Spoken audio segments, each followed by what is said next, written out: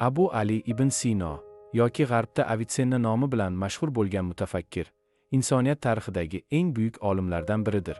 U tibbiyot, falsafa, matematika, astronomiya va ilohiyot sohalarida ulkan iz qoldirgan. Uning eng mashhur asarlaridan biri Tibb qonunlari bo'lib, bu kitob Yevropa va islom olamida 600 yildan ortiq asosiy tibbiyot kitobi bo'lib xizmat qilgan.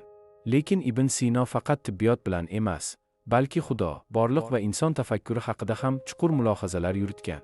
Uning eng mashhur falsafiy asarlaridan biri Kitob al-Shifo, ya'ni Shifo kitobi bo'lib, unda u Xudo mavjudligini aql va mantiq orqali isbotlashga harakat qilgan.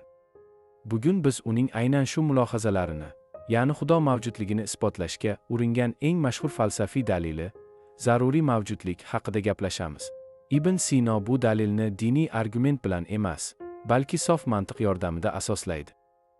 Ibn Sino yashagan davr islom falsafasi va ilm-fan gullab yashnagan davr edi. U qadimgi Yunon falsafasini o'rganib, bu bilimlarni islomiy tafakkur bilan uyg'unlashtirdi. Ibn Sino shunday savolni o'rtaga qo'yadi. Dunyoda biz ko'rib turgan narsalar nega mavjud? Borliqning sababi nima? Bu chuqur falsafiy savol bo'lib, Ibn Sino unga mantiq va aql bilan javob berishga harakat qiladi. Bu savolga javob berish uchun Ibn Sino ikki muhim tushunchadan foydalanadi: ehtimoliy mavjudlik va zaruriy mavjudlik, ya'ni arabchada al-vajib al-vujud. Keling, ularni oddiy qilib tushuntiramiz. Atrofga nazar soling: tog'lar, daraxtlar, uylar, odamlar. Ularning hech biri o'z-o'zidan mavjud bo'lmagan. Masalan, siz bugun bor, lekin ertaga bo'lmasligingiz mumkin. Daraxtlar o'sadi, keyin quriydi. Quyosh ham milliard yillar o'tib so'nadi. Bu narsalar ehtimoliy mavjudot deb ataladi, chunki ular mavjud bo'lishi yoki bo'lmasligi mumkin.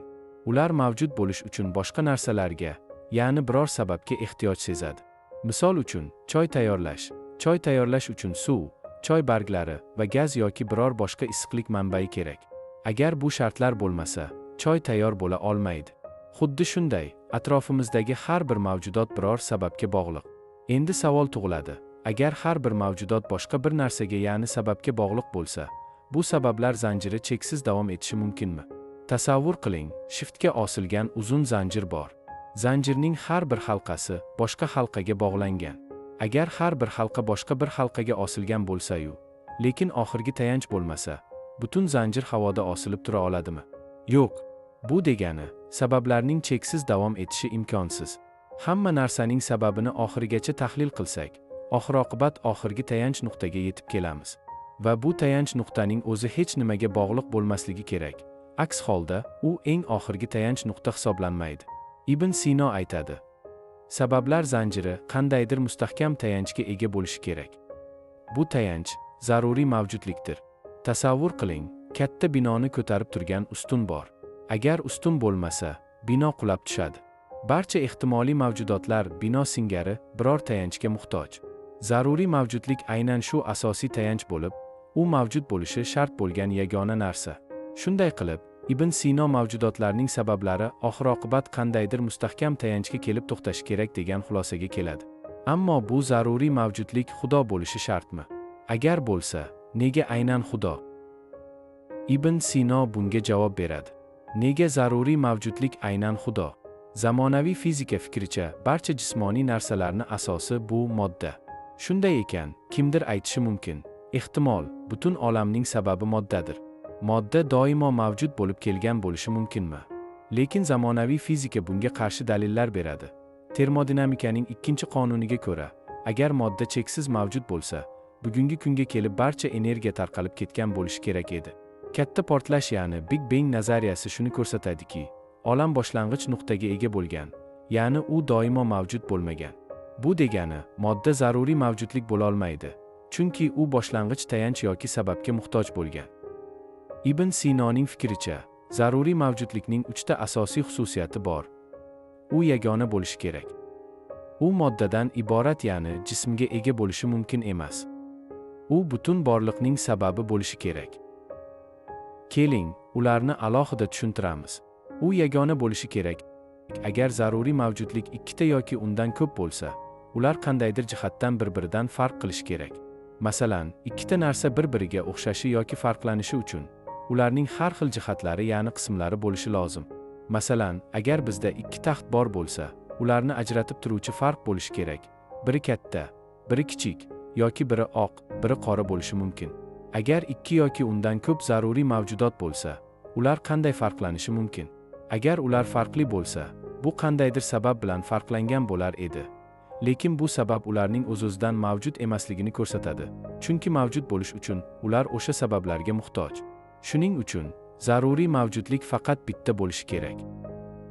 U moddadan iborat bo'lishi mumkin emas. Moddadan iborat jismlar har doim qismlardan tashkil topgan bo'ladi. Masalan, uy g'ishtlardan iborat, stol yog'och va mixlardan iborat, tana esa hujayralardan iborat. Agar zaruriy mavjudlik moddadan iborat bo'lsa, u ham qismlardan iborat bo'lishi kerak. Lekin agar u qismlardan iborat bo'lsa, demak, uning mavjudligi shu qismlarga bog'liq bo'ladi. Agar nimadir boshqa narsaga bog'liq bo'lsa, demak, u ehtimoliy mavjudot bo'lib qoladi. Shuning uchun zaruriy mavjudlik moddiy emas, balki mutlaq va o'zgarmas bo'lishi kerak. U butun borliqning sababi bo'lishi kerak. Barcha ehtimoliy mavjudotlar boshqa sababga bog'liq bo'lsa, oxir-oqibat zaruriy mavjudlik ularning hammasining sababi bo'lishi kerak. Masalan, daraxt quyosh nuri, suv va tuproq bo'lmasa o'smaydi. Quyosh esa vodorod va geliydan tashkil topgan. Bularning hammasi qandaydir sabab bilan bog'liq. Agar borliqdagi hamma narsa boshqa narsaga bog'liq bo'lsa, qandaydir o'z-o'zidan mavjud bo'lgan sabab bo'lishi kerak. Ibn Sino shunday deydi: agar zaruriy mavjudlik bo'lmasa, hech qanday ehtimoliy mavjudot ham bo'lmaydi. Biz dunyoning mavjudligini ko'rib turibmiz. Demak, zaruriy mavjudlik ham mavjud. Ibn Sino sof mantiqiy dalillar orqali Xudoning borligini isbotlashga harakat qilar ekan. U islom monoteizmining, tavhidning eng mantiqiy tushuncha ekanligini anglagan. Uning fikricha, agar Xudo haqiqatan ham zaruriy mavjudot bo'lsa, u yagona bo'lishi shart. Moddadan iborat emas, sof mavjudlik bo'lishi shart. O'z-o'zidan ya'ni hech narsaga ehtiyoji bo'lmagan mavjud bo'lishi shart. Butun borliqning yagona sababi bo'lishi shart. Bu xulosalar Qur'ondagi Ixlos surasi bilan juda o'xshash. Bu oyatlar Ibn Sinoning Xudo haqidagi ta'rifiga aynan mos keladi. Ibn Sino tavhidning aynan shunday tushunchasi eng mantiqiy va falsafiy jihatdan to'g'ri ekanligini anglagan. Ibn Sino faqat musulmon dunyosiga emas, balki g'arb falsafasi va xristian ilohiyotchilariga ham katta ta'sir ko'rsatgan. Foma Akvinskiy va Vilgelm Okkam kabi yevropalik faylasuflar Ibn Sinoning argumentlarini qabul qilib, ularni o'z falsafalariga qo'shib yuborganlar. Ularning asarlari keyinchalik xristian skolastik falsafasiga asos solgan.